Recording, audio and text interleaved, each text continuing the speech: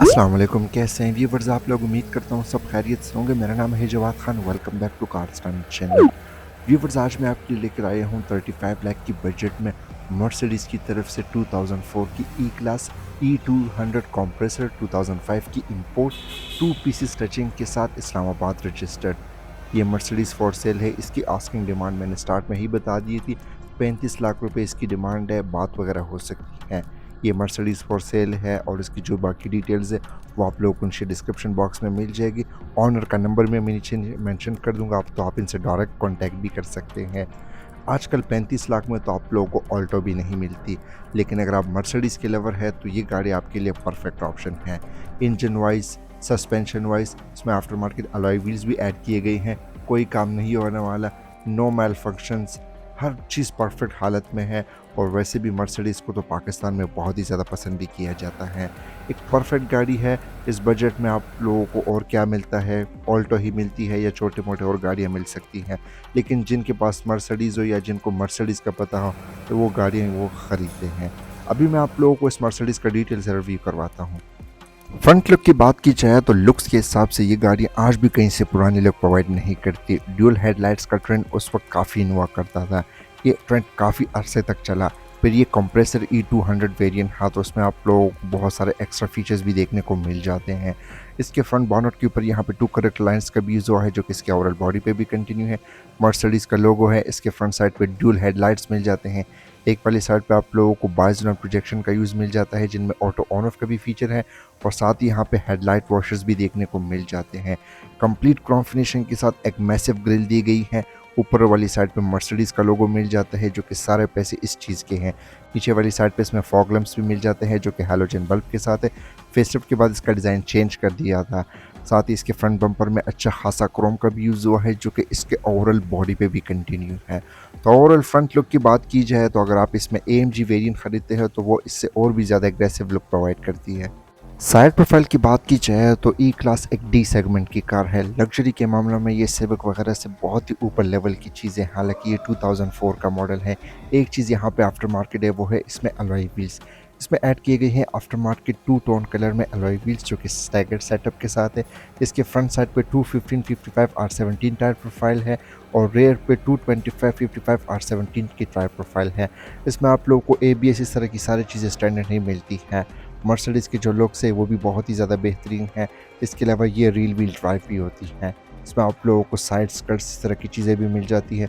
Door माउंटलिंग का use हुआ है विद क्रोम और यहाँ पे एलिगेंस की बैजिंग भी देखने को मिल जाती है। इसमें लगे हैं retractable power side mirrors with turn signals जिनका डिज़ाइन भी बहुत ही यूनिक सा है। इसके अलावा इनमें सनवाइजर्स वगैरह नहीं आते। इसके पिछले वाले विंडोज़ आप लोगों को हल्के फुल्के टिंटेड देखने को मिल जाते हैं। क्रोम का बल्क का हल्का यूज़ हुआ है। इसके जो डोर हैंडल से यहाँ पे अच्छा खासा क्रोम का यूज़ मिल जाता है। विंडोज़ के अराउंड यहाँ पे कोई भी क्रोम का यूज़ नहीं होगा। इसके अलावा इसकी जो बैक लुक है वो फ्रंट साइड से भी बहुत ही ज़्यादा बेहतरीन लुक प्रोवाइड करती हैं। मर्सिडीज़ की ख़ास बात ये भी है कि आप कोई भी मॉडल ले लें वो रील व्हील ड्राइव होती हैं। आप इससे इजली ड्रिफ्टिंग वगैरह भी कर सकते हैं। अगर आप इसमें AMG वेरिएंट लेते हैं वो तो बहुत ही ज़्यादा एग्रेसिव बन जाती हैं। तो ओवरऑल साइड प्रोफाइल की बात की जाए तो 2004 के लिहाज से ये गाड़ियाँ आज भी कहीं से पुरानी लुक प्रोवाइड नहीं करती। फीचर्स सिविक वगैरह से भी बहुत ही ज़्यादा अच्छी लुक प्रोवाइड करती है।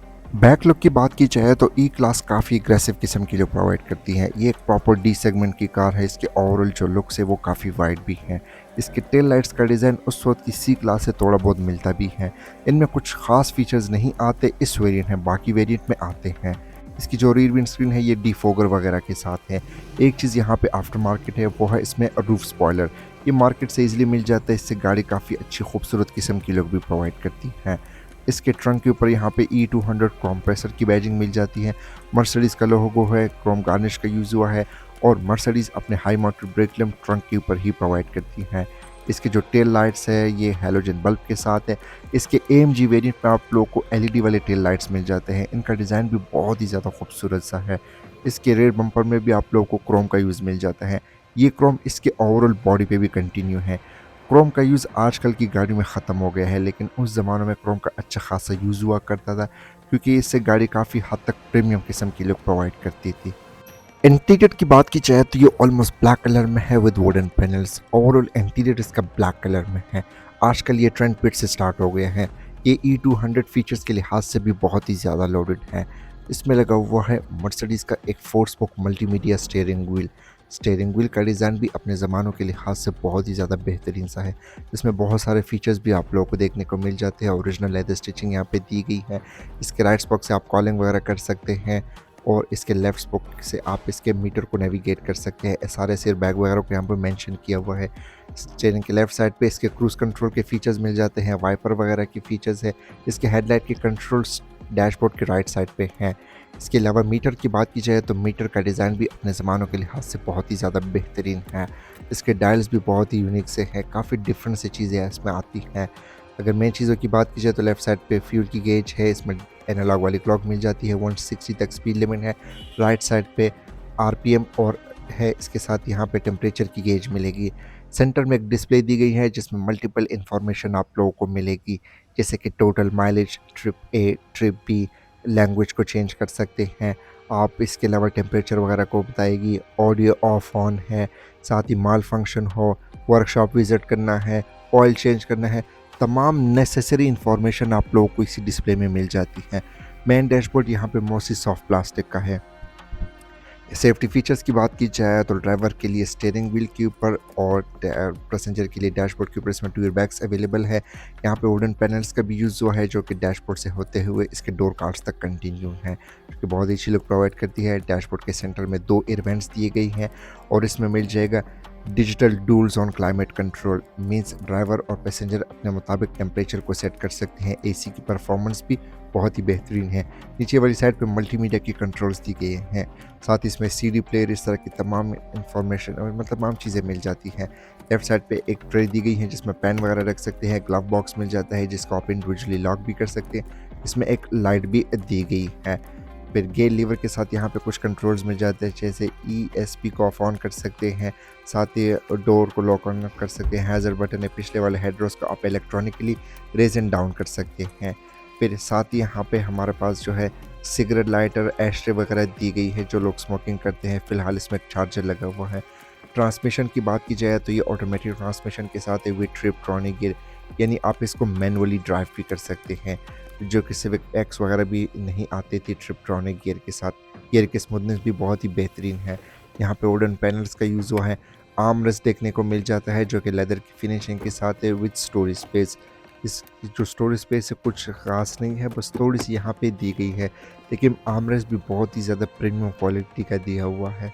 ड्राइवर और पैसेंजर के लिए 2 बड़े से सनशेड्स भी प्रोवाइड किए गए हैं, लेकिन इन सनशेड्स में भी आप लोगों को एक्स्ट्रा चीज़ें मिलती हैं।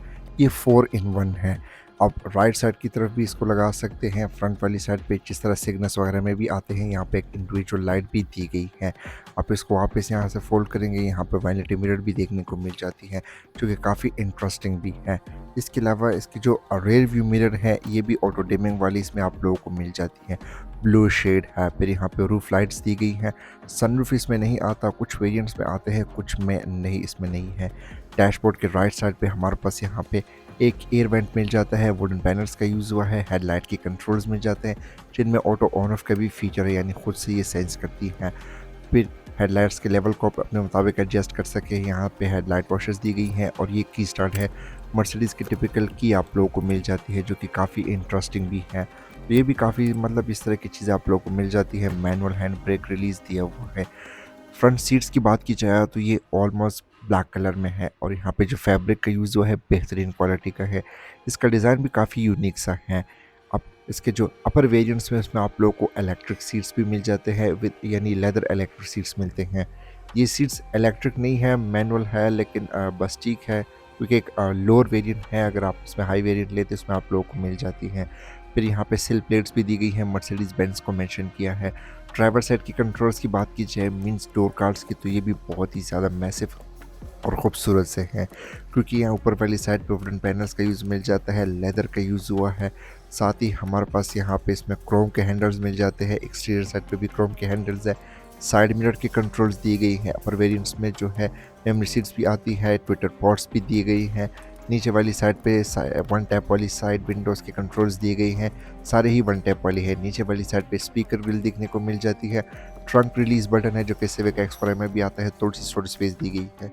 रेड केबन की बात की जाए तो मर्सिडीज अच्छी खासी स्पेशियस होती हैं क्योंकि ये एक डी सेगमेंट की कार है, ई क्लास है। इसके जो पिछले वाले हेड रेस है ये इलेक्ट्रॉनिकली रेज एंड डाउन हो सकते हैं एक बटन की मदद से, तो ये भी काफ़ी इंटरेस्टिंग सी चीज़ें हैं। इसके अलावा लेग स्पेस की बात की जाए सीटिंग कैपेसिटी की, तो मैं यहाँ पे बैठा हूँ। मेरे हिसाब से मेरे साथ दो लोग और भी बैठ सकते हैं, उनके लिए जो लेग स्पेस है वो भी बहुत ही ज़्यादा बेहतरीन है। रेयर पैसेंजर के लिए 2 एयर वेंट्स भी दिए गए हैं जो कि आज भी कोरोला ग्रैंडी ऑफर नहीं करती, सिविक और एक्सवारा में आता है, सिटी भी ऑफर करती हैं।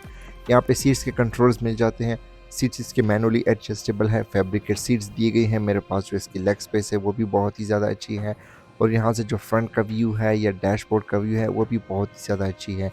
रूफ लाइट्स मिल जाती है जो कि हैलोजन बल्ब के साथ हैं, थ्रो भी इसकी अच्छी खासी बेहतरीन है। बस इस तरह की चीज़ें आप लोगों को यहाँ पे देखने को मिल जाती हैं। रेयर डोर कार्ड्स भी same as it is front door card की तरह ही हैं, जस्ट यहाँ पे एक्स्ट्रा चीज़ दी गई है, वही क्रोम के हैंडल्स मिल जाते हैं। जस्ट यहाँ पे एक एस्ट्रे दी गई है, जो लोग स्मोकिंग करते हैं उनके लिए एक प्लस पॉइंट ये है। ट्रंक को ओपन करने के लिए यहाँ पे एक बटन दिया हुआ है।